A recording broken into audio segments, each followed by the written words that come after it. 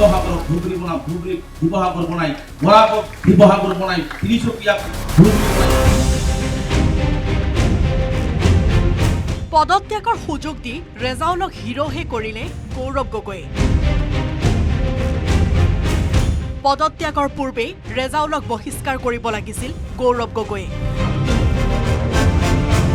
ৰেজাউলৰ পদত্যাগক লৈ গৌৰৱ গগৈক উদ্দেশ্যি বাক্যবান মুখ্যমন্ত্ৰী। গৌৰৱ গগৈয়ে তেওঁক বহিষ্কাৰ কৰিব লাগিছিল।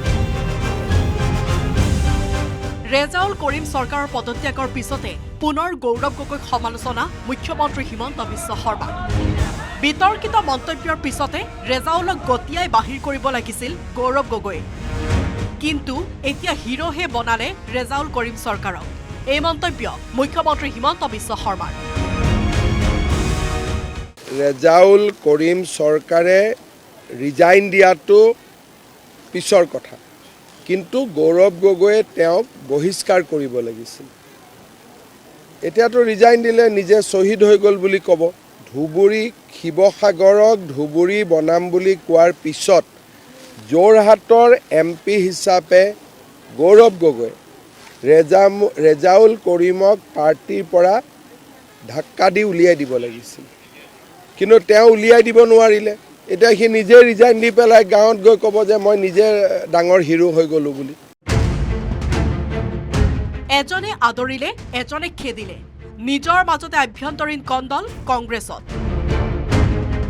গৌৰৱ গগৈৰ লগতে কংগ্ৰেছক কটাক্ষ বিজেপি বিধায়ক দিগন্ত কলিতাৰ। বাংলাদেশী মানুহৰ দ্বাৰা কিছু ব্যক্তিক গৌৰৱ গগৈৰ ভোজনপ্ৰিয়। আপুনি এনেকুৱা হাজাৰজন ৰেজাউল কৰিম পাব যোনে গৌৰৱ গগৈৰ দিনে নিশাই ওচৰে পাজৰে থাকে। প্ৰকৃত অসমীয়া, প্ৰকৃত হিন্দু, প্ৰকৃত অসমত থকা খিলঞ্জীয়া মুছলমান গৌৰৱ গগৈৰ লগত নাই। ৰেজাউলৰ সিদ্ধান্তক আদৰণি ৰফিকুল ইছলামৰ। যি দলত সংখ্যালঘুৰ সমস্যা উপস্থাপন কৰিব নোৱাৰে সেই দলত সংখ্যালঘু ছাত্ৰ সন্থাৰ নেতা কেনেকৈ থাকিব বুলি মন্তব্য বিধায়ক ৰফিকুল ইছলামৰ। যি দলত গৈ সংখ্যালঘু জনগণৰ সমস্যাৰ কথা আপুনি উত্থাপন কৰিব নোৱাৰিব, যি দলত গৈ সংখ্যালঘু জনগণৰ হকে আপুনি কাম কৰিব নোৱাৰিব, তেনেকুৱা এটা দলত সংখ্যালঘু ছাত্ৰ ইউনিয়নৰ এজন স্বাভিমানী নেতা কেনেকৈ থাকিব? ইপিনে দেৱব্ৰত শইকীয়া আৰু প্ৰদ্যুৎ বৰদলৈৰ সংখ্যালঘু অঞ্চলত প্ৰৱেশ নিষিদ্ধ কৰিলে নেমছুৱে।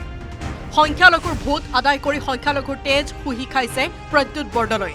কংগ্ৰেছৰ সাংসদক চোকা সমালোচনা নেমছুৰ সভাপতি বদৰুল ইছলামৰ। ৰেজাউল কৰিম চৰকাৰক বিজেপিৰ এজেণ্ট বুলি কৈছে, হিমন্ত বিশ্ব শৰ্মাৰ এজেণ্ট বুলি কৈছে। কংগ্ৰেছ হাইকমাণ্ডলৈ তেওঁ পত্ৰ লিখিছে। ৰেজাউল কৰিম চৰকাৰ চিনি নাপায়, আচলতে তেওঁ চিনি পাব কোন? প্ৰদ্যুৎ বৰদলৈ আৰু বিৰোধী দলৰ দলপতি দেৱব্ৰত শইকীয়াক আমি সংখ্যালঘু অঞ্চলত আমি প্ৰৱেশ নিষিদ্ধ কৰিছোঁ। Bureau' report, news 18 Assam north east.